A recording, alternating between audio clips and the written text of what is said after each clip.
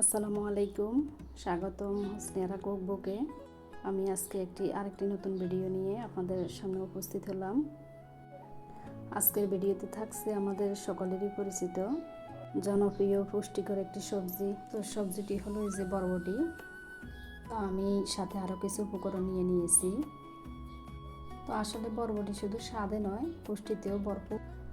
এই বরবটিতে রয়েছে fibre, protein, calcium, iron, vitamin B ও বিভিন্ন খনিজ উপাদান, যেগুলো আমাদের শরীরকে সুস্থ রাখতে সাহায্য করে।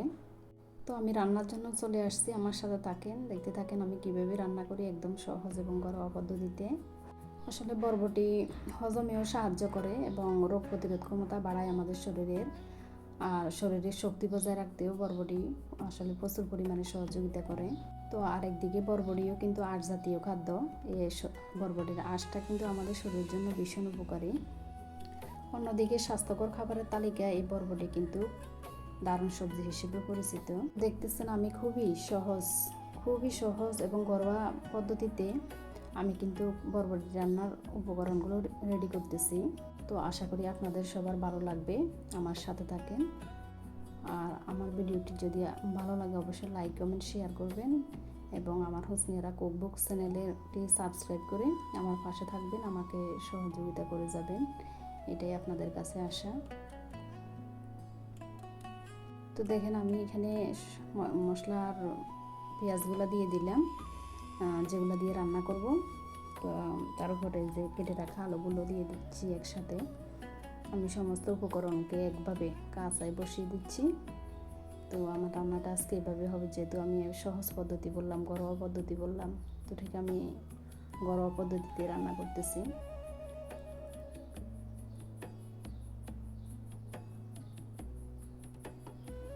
তো আলুগুলো আমার যেহেতু বরবটি খুবই নরম, বেশিক্ষণ লাগবে না সিদ্ধ হলে, তো আমি আলুগুলোকে একটুখানি করে নরম করে নিচ্ছি।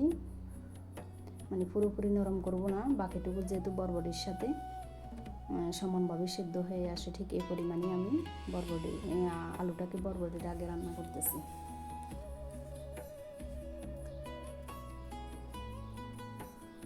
সিদ্ধ হয়ে গেছে আলু, তো এখন আমি বরবটিগুলো দিয়ে দিচ্ছি। দেখেন, আর বরবটিটা তো অনেকক্ষণ সিদ্ধ করা যাবে না রান্নার ক্ষেত্রে। অনেকক্ষণ যদি সিদ্ধ হয়ে যায় বা রান্না হয়ে যায়, এটার কিন্তু স্বাদটা থাকে না।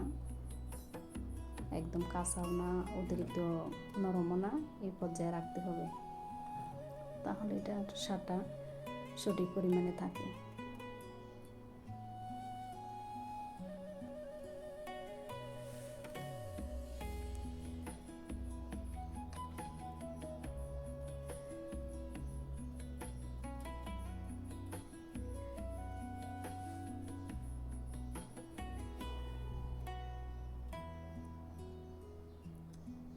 তো দেখেন আমার সবগুলা দেওয়া হয়ে গেল, এখন আমি আবার সিদ্ধর জন্য দিয়ে দিলাম।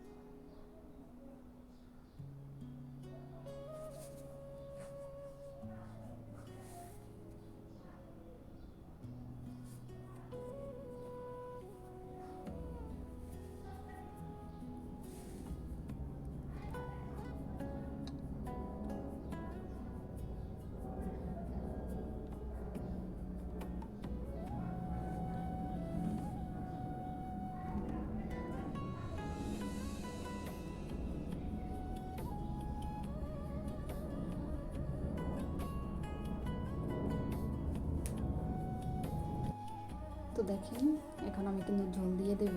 তো ঝোলের জন্য আমি গরম করা পানি দিচ্ছি এখানে। এখন ঠান্ডা পানি দেওয়া যাবে না, ঠান্ডা পানিটা দিলে এখন তরকারির স্বাদটা থাকবে না, আর সিমগুলো সঠিকভাবে সেদ্ধ হবে না, নরম হবে না। তো আমি পরিমাণ মতো গরম পানি এখন দিয়ে দিলাম, এখানে আর একটু পানি দিয়ে দেব।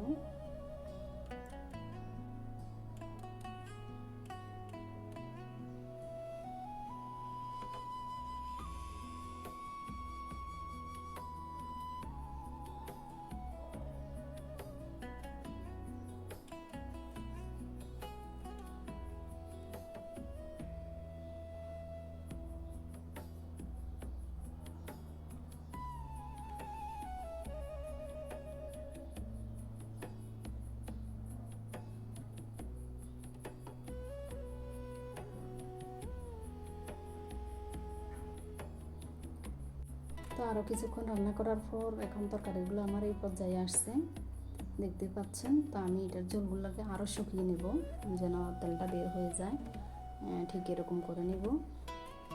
এখনও মোটামুটি খাওয়ার উপযোগী হয়ে গেছে, তারপরও আমি ঝোলগুলোকে আর একটু শুকিয়ে নেব।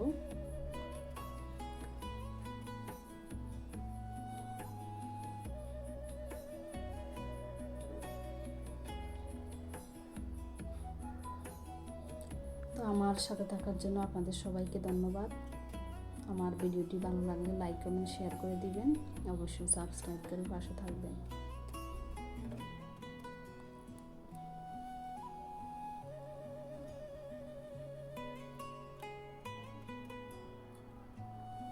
আল্লাহ হাফেজ, আসসালামু আলাইকুম। ভালো থাকবেন, সুস্থ থাকবেন।